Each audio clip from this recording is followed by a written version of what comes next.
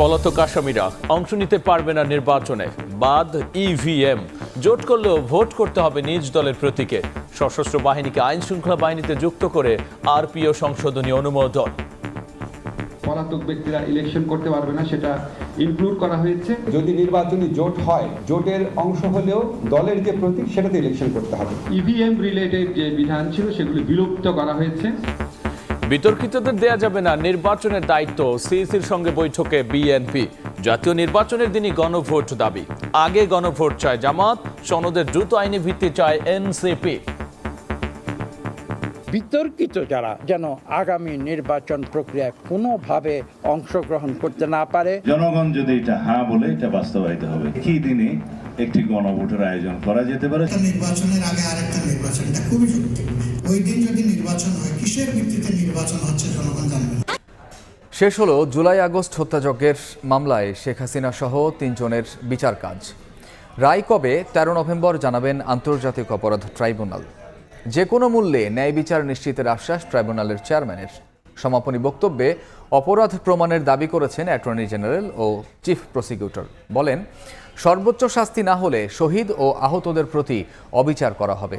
যদিও শেখ হাসিনার পক্ষে রাষ্ট্রনিযুক্ত আইনজীবীর দাবি, সুবিচার করা হলে সসম্মানে খালাস পাবেন আসামিরা। ৩ আগস্ট থেকে ২৩ অক্টোবর প্রায় ৩ মাস ধরে সাক্ষ্য গ্রহণ, যুক্তিতর্ক, পাল্টা যুক্তিতর্ক উপস্থাপন। বৃহস্পতিবার ট্রাইব্যুনাল জানান, শেখ হাসিনা, আসাদুজ্জামান খান কামাল ও চৌধুরী আব্দুল মামুনের রায় কবে জানাবেন ১৩ নভেম্বর। এদিন সমাপনী বক্তব্য দেন রাষ্ট্রের সর্বোচ্চ আইন কর্মকর্তা। বলেন, ন্যায় বিচার না হলে শহীদ আহতদের সঙ্গে অবিচার করা হবে, ভীরু কাপুরুষে পরিণত হবে জাতি। দালিলিক, মৌখিক, সার্কামস্টেন্সিয়াল সমস্ত ধরনের সাক্ষ্যের ভিত্তিতেই প্রসিকিউশন পক্ষ বিয়ন্ড অল রিজনেবল ডাউট প্রমাণ করেছেন যেই অপরাধ সংগঠিত হয়েছে এবং এই অপরাধের সাথে সম্পৃক্ত এই আসামিরা। এবং আমরা বলেছি, আইনে প্রেসক্রাইব সর্বোচ্চ যে শাস্তি আছে সেই শাস্তি আমরা চাই। বাইরে কেউ কেউ বলছেন আসামিরা ন্যায় বিচার পাবে কিনা, এই ১৪০০ মানুষ হত্যাকাণ্ডের শিকার হয়েছে, তারা ন্যায় বিচার পাবেন কিনা, ৩০,০০০ মানুষ পঙ্গুত্ব বরণ করেছেন, তারা ন্যায় বিচার পাবেন কিনা, এটাও কিন্তু ন্যায় বিচারের মানদণ্ডে একটা প্রশ্নবোধক চিহ্ন, এটা বলেছে। অ্যাটর্নি জেনারেল আরও বলেন, সাহস থাকলে দেশে এসে বিচারের মুখোমুখি হতেন শেখ হাসিনা। ট্রাইব্যুনালের রায় মেনে নেওয়ারও আহ্বান জানান তিনি। তারা এসে বাংলাদেশে বিচারের মুখোমুখি হয়ে যদি ফাঁসির কাষ্ঠে দাঁড়িয়েও চোখে চোখ রেখে বলতেন, বাংলাদেশের মানুষের জন্য আমাদের জীবন উৎসর্গ করে দিয়ে গেলাম, তাহলেও তাদের কিছুটা প্রায়শ্চিত্ত হতো। এই আসামিদের ন্যূনতম কোনো অনুশোচনা নাই, এটাই সবচেয়ে দুঃখের ব্যাপার। রায় দেওয়ার সময় ভারতে পালিয়ে যাওয়া অনুশোচনাহীন শেখ হাসিনার আচরণ ও কর্মকাণ্ড আমলে নিতে ট্রাইব্যুনালে আবেদন করেন চিফ প্রসিকিউটর। তিনি চেষ্টা করছেন বাংলাদেশে একটা গৃহযুদ্ধ লাগানোর জন্য। তিনি সেনাবাহিনীকে উস্কানি দিয়েছেন যে তোমাদের কিছু কিছু অফিসারের বিচার হচ্ছে, তোমরা এর বিরুদ্ধে রুখে দাঁড়াও। কিন্তু দেশপ্রেমিক সেনাবাহিনী সেই তার উস্কানিতে পা দেননি। বাংলাদেশের দেশপ্রেমিক মানুষ এই উস্কানি বুঝতে পেরেছেন, তারা উস্কানিতে পা দেননি। তো অনুশোচনাহীন এরকম হত্যাকারীদের ব্যাপারে আদালতের দৃষ্টিভঙ্গি স্বচ্ছ থাকা উচিত যে এরা কোনো রকমের অনুকম্পা পাবার যোগ্য নয়। শেখ হাসিনা পালিয়ে যাননি দাবি করে ট্রাইব্যুনাল নিযুক্ত তার আইনজীবী বলেন, সুবিচার করা হলে সসম্মানে খালাস পাবেন আসামিরা। আমার আসামি পালিয়ে যান নাই, উনি এই দেশ থেকেই যেতে চান নাই। প্রেক্ষাপটটা এমন দাঁড়িয়েছে, ওনাকে যেতে বাধ্য হয়েছে। রাষ্ট্রপক্ষ যেহেতু সক্ষম হন নাই, সেহেতু আমার আসামিরা খালাস পাবে, এরকম সসম্মানে খালাস পাবে। ট্রাইব্যুনালের চেয়ারম্যান বলেন, যে কোনো মূল্যে ন্যায় বিচার নিশ্চিত করা হবে। কে কি বলল তা নিয়ে কোনো পরোয়া করেন না তারা। Let justice be done. Yes, madam. Even though the heavens should fall. Yes. We can assure all of you